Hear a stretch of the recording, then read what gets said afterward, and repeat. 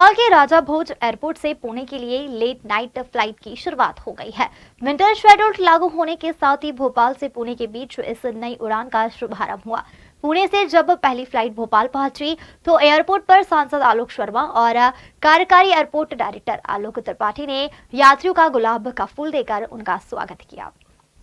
सांसद आलोक शर्मा ने इस मौके पर भोपाल से अन्य बड़े शहरों के लिए बेहतर कनेक्टिविटी उपलब्ध कराने के लिए किए जा रहे प्रयासों पर चर्चा की।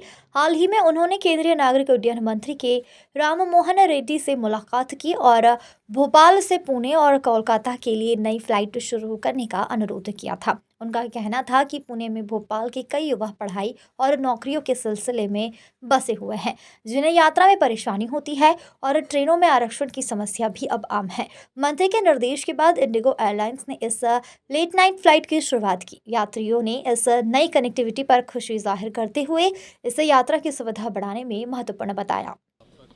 काफ़ी अच्छा था, स्मूथ फ्लाइट था काफ़ी। या इट वाज नाइस। जी हाँ जी हाँ जी हाँ sure sir, it is very convenient for all the passengers, so it should be continued. या think so. It should be unconnected from Pune to Bhopal. I think it's quite a good experience. Though it's I know because Pune is actually a defense airport, so it's having flight in night time. But if it's in morning time or probably in daytime, it would be even more beneficial for the people. And but I believe it's since operating on daily basis, it's I think a great way to have.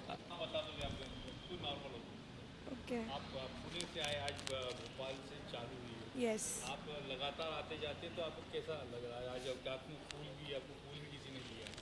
जी आलोक शर्मा जी ने दिया है और उन्होंने सारे passengers को दिया जैसे ही हम बाहर एंटर हुए, और काफ़ी स्मूथ एक्सपीरियंस था। जितना मतलब ट्रेन में हम जितना सफ़र इतना इजी नहीं होता है, 16 घंटे का ट्रैवल होता है, तो हम 2 घंटे में पहुंच गए बहुत इजीली, तो अच्छा लगा। लगता है आपको चालू रहना चाहिए? हाँ, चालू बिल्कुल रहना चाहिए।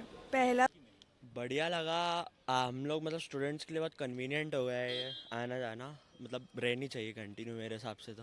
हाँ, मेरे हिसाब से भी कंटिन्यू करना चाहिए क्योंकि हम लोग को ज़्यादातर ट्रैवल करना ही होता है पुणे टू भोपाल। इसके लिए ये जो फ्लाइट है इसके लिए आप किसको बोलोगे कि कंटिन्यू रहे? गवर्नमेंट की बहुत हेल्प थी इसमें और फ्लाइट कंटिन्यू रहनी चाहिए। इससे स्टूडेंट्स को बहुत हेल्प होती है और पुणे और भोपाल में बहुत कनेक्टिविटी बन जाती है। मेरे हिसाब से भी कंटिन्यू रहना चाहिए क्योंकि it was very convenient for us to come directly from Pune to Bhopal. सांसद ने यह भी जानकारी दी कि विंटर शेड्यूल के तहत कोलकाता और गोवा के लिए फ्लाइट शुरू करने की योजना है और इन शहरों की उड़ानों के लिए यात्रियों को थोड़े समय में बुकिंग सेवा भी उपलब्ध हो जाएगी। इसके अलावा भोपाल से दतिया और नीमच के लिए भी इस सीजन में एयरलाइंस ने शेड्यूल लिया है, जिसमें भोपाल से एयर कनेक्टिविटी और ज़्यादा मजबूत होगी। देखिए, भोपाल में लंबे समय से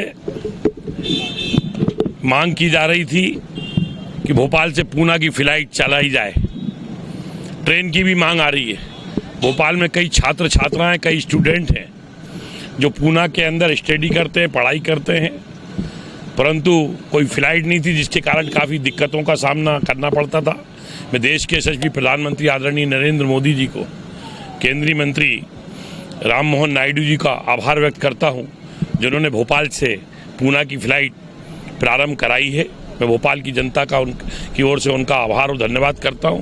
बहुत ही जल्दी भोपाल की जनता को एक और खुशखबरी मिलने जा रही है कि बहुत ही जल्दी नवंबर के महीने में हम भोपाल से कलकत्ता की फ्लाइट प्रारंभ करके भोपाल की जनता की सेवा करेंगे।